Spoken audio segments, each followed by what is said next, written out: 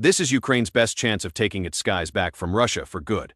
Very nice, the F-16 Viper is trusted among over 24 countries as their premier fighter aircraft. Despite being over 40 years old, the F-16 still remains relevant due to a host of upgrades and weapons packages that make it just as deadly as when it first came out, the beginning of a program. That could result in thousands of airplanes spanning many years. However, will these upgrades be enough for Ukraine as it fights to take back control of its skies from some of Russia's most capable aircraft, like the Su-35 flanker weighing just 42,000 pounds with a full combat load of fuel and ordnance?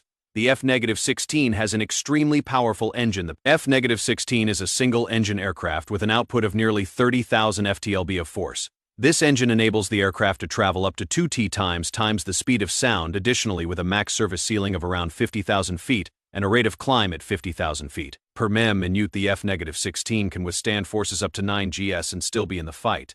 But this isn't the best part of the aircraft. At the time, the F-16 was the first fighter aircraft to incorporate fly-by-wire technology. This new system replaced manual flight controls with electronic signals. When the pilot manipulated controls to perform the desired maneuver, the computers would send signals to the actuators at each flight control surface to physically move the aircraft with the ergonomic cockpit that is slanted 30 degrees backward. Many pilots comment how easy the F-16 is to control and how it feels like putting on a leather glove when hopping in the cockpit. But while the F-16 itself is incredibly maneuverable and it is airframe exceedingly tough for being a decades-old platform, its avionics, weapons, and onboard sensors have needed to be upgraded over the years to make sure the F-16 stays relevant on modern battlefields. Beginning in the early 2000s, a consortium of European countries and the United States began a modernization effort called the Midlife Upgrade Program, known as the MLU. The program first looked at the airframes for each participating country, which included Denmark, Norway, Belgium, and Holland, since many of their F-16s first entered service in the mid-1980s.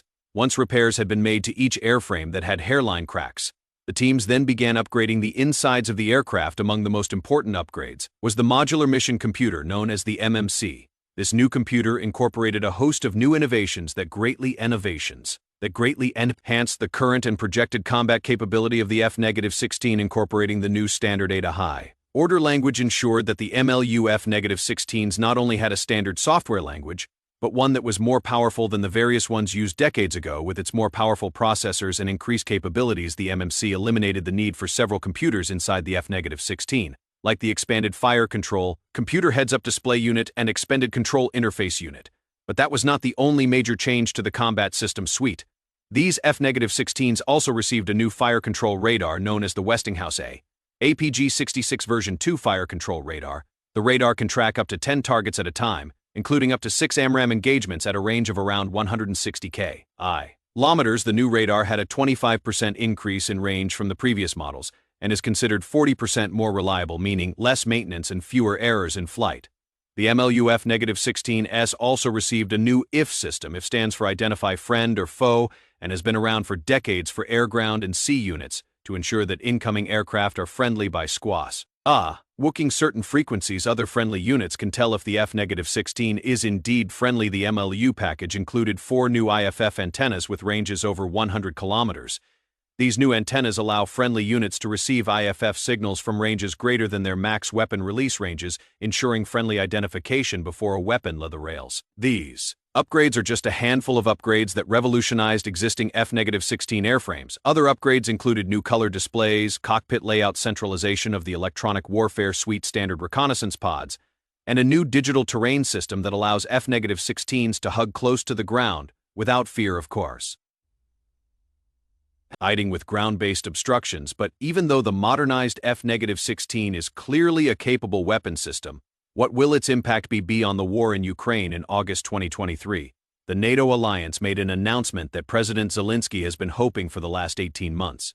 Today we announced that we will donate 19 F-16 fighter jets to Ukraine. In a joint statement, the NATO countries of Denmark and the Netherlands, both countries that upgraded their F-16s under the MLU program, pledged to donate them to Ukraine. In exchange, both countries would be reimbursed with F-35s through the Foreign Military Sale program courtesy of the United States. As of the making of this video, Denmark has pledged all 19 of its remaining F-16s to Ukraine. The Netherlands has said it will donate at least some of its 42 F-16s to Ukraine, but has yet to show how many or when. Denmark has promised to provide 6 by the end of 2024, with the remainder spread out over the next 2 years. But what will these new aircraft mean for the war? The F-16 service history speaks for itself, having seen combat in more than a dozen conflicts since its inception. The F-16 has shot down 76 aircraft without a single loss in a dogfight. 5 aircraft have been lost to ground fire and 1 to an aerial accident. But the F-1, the 6th, may not see as much aerial combat as one might expect in such a massive conflict.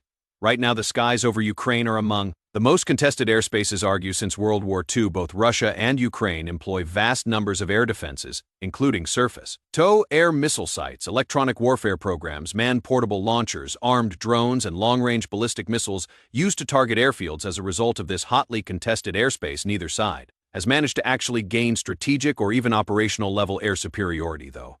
Tactical level air superiority changes hands locally. Depending on the day, neither side can definitely say that they own the skies. In fact, both air forces have dramatically reduced sorties due to fear of being shot down by ground defenses. Russia conducts several dozen sorties a day, down from a high of 180 in 2022, while Ukraine's Air Force performs an average of just 5 sorties a day. With such a limited number of sorties by both sides, there have been very few confirmed air-to-air kills in the war, with most losses resulting from ground-based systems, long-range fires, or accidents. So does that mean the F-16 can still have a big impact, though? The number of F-16s going to Ukraine won't win the war overnight. They can have a big impact on the war if employed smartly. For example, Ukraine has been trying to expand its bridgehead in Kurs and Oblast for several months now. If the Ukrainian military used F-16s to establish local air superiority here, to hold off Russian planes, Russian infantry on the ground could be left with little support. And get pushback, an operational level breakthrough could occur. That could then have strategic level implications. But if Ukraine were to concentrate its F-16s on one sector of the front, Russia would surely put up its best fighter aircraft to contest them.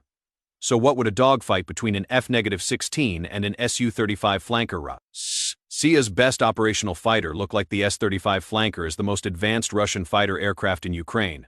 First introduced in 2014, Russia possesses only around 150 of these aircraft in service, minus the 5 confirmed operational losses in Ukraine due to ground fire. The aircraft, though not perfect, is a very capable platform. The Russians, though not quite able to produce a 5th-generation fighter like the F-35, wanted to build a sort of 4th-generation plus aircraft with the flanker.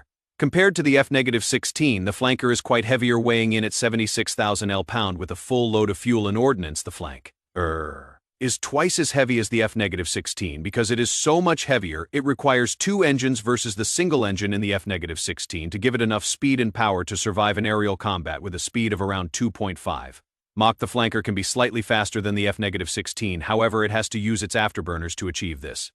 This is where the F-16 has its first advantage. Because the engine inside the F-16 is better, it doesn't need its afterburner to achieve supersonic speeds. Since the flanker is built like an aerial tank, it needs its afterburners to match the F-16 speeds in a dogfight.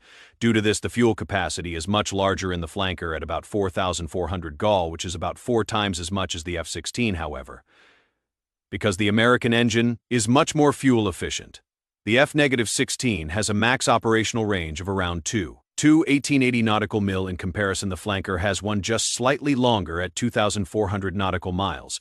Because the F-16 has a better engine than the flanker and a much more favorable power-to-weight ratio, it is much more maneuverable. Combining this with the fact that the F-16 is a much smaller aircraft, around 20 feet smaller in length and wingspan, the F-16 presents a much smaller radar cross-section than the flanker, though neither aircraft is a stealth aircraft. The fact that the F-16 presents a very small target will make it more difficult for the Russian pilots to hit it.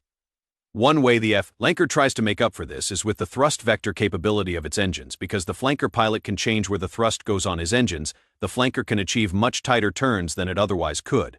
It also helps the flanker get a slightly better angle of attack.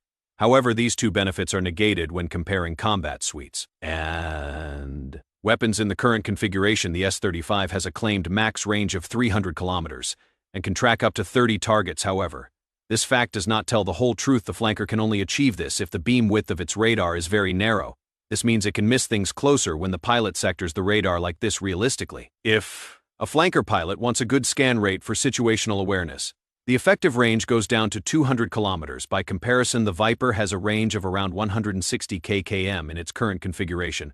However, there are talks to incorporate new active electronically scanned array radars into the F-16s going to Ukraine. CASA radars are a necessity since these radars have a greater range, more fidelity, and the ability to track more targets than passive radars American. F-16s already have these radars, and there are talks of adding them to F-16s going to Ukraine. The Flanker is the only fourth-generation fighter not to have the ASA technology, instead relying on a passive array. The Flanker can be outgunned when combined with its shorter-range weapons like the 27 Reals missile, since Russia has not made any long-range weapons like the 77 Reals. This is because the newest F-16s can sport the most advanced air-to-air missiles like the AIM-9x Sidewinder and the AIM-120D AMRAAM. So who could win in a dogfight between the two? A fight between an F-16 and an S-35 would be very close in their current configurations.